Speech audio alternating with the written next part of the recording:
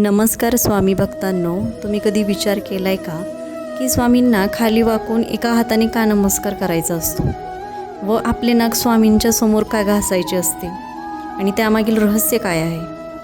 तर ते आज मी तुम्हाला सांगणार आहे. तर व्हिडिओ स्किप करू नका, शेवटपर्यंत नक्की पहा.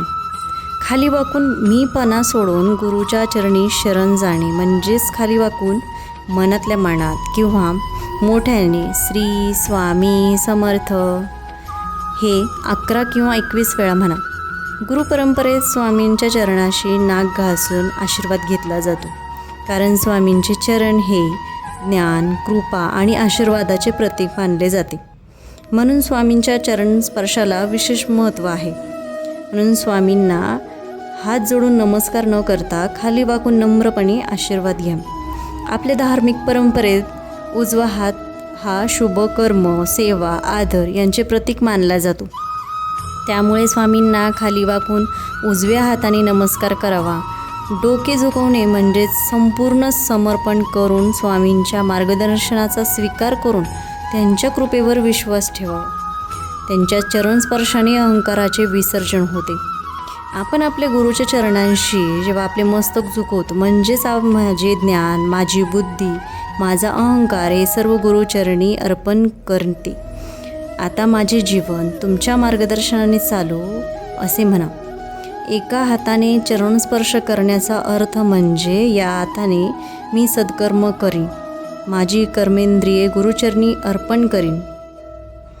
आता खाली वाकून नमस्कार घालण्याचे रहस्य असे आहे की डोके हे अहंकाराचे प्रतीक मानले जाते. ज्यावेळेस आपण स्वामींच्या समोर डोके झुकवतो तेव्हा आपण स्वतःला गुरुपेक्षा लहान मानतो. भारतीय गुरु शिष्य परंपरेत याला अत्यंत महत्त्वाचे स्थान आहे.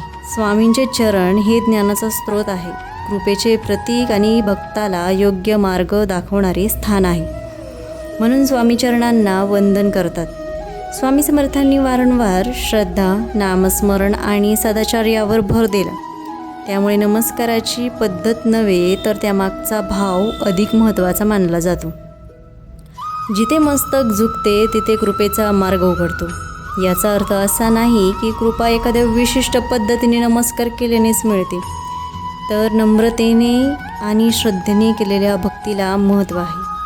तर स्वामींना आनंद देणारी गोष्ट कोणती आहे? तर अहंकाराचा त्याग करून जेव्हा आपण सत्य मार्ग धरतो, ज्यावेळेस तुम्ही स्वामींसमोर उभे राहता तेव्हा तुमचे मन हे अनेक चिंता, इच्छा, दुःख आणि अपेक्षांनी भरलेले असते. पण ज्या क्षणी तुम्ही खाली वागता त्या क्षणी तुम्ही मनोमन म्हणता की स्वामी, माझ्या जीवनाचे नियंत्रण माझ्याकडे नाही तर ते तुमच्या कृपेकडे सोपवतो. यालाच शरणागतीचा भाव म्हणतात. स्वामींना सुंदर प्रार्थना करा की हे अक्कलकोट निवासिनी श्री स्वामी समर्थ महाराज, माझ्यातील अहंकार दूर करा. माझे मन सदैव तुमच्या चरणी राहू द्या. माझ्या हातून सत्कर्म घडू द्या. संकटात धैर्य, सुखात नम्रता आणि प्रत्येक श्वासात तुमचे नाम द्या.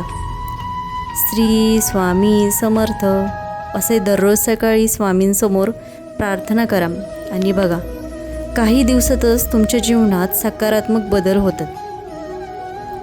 तर हा व्हिडिओ आवडल्यास लाईक करा, शेअर करा आणि सबस्क्राईब करा. धन्यवाद.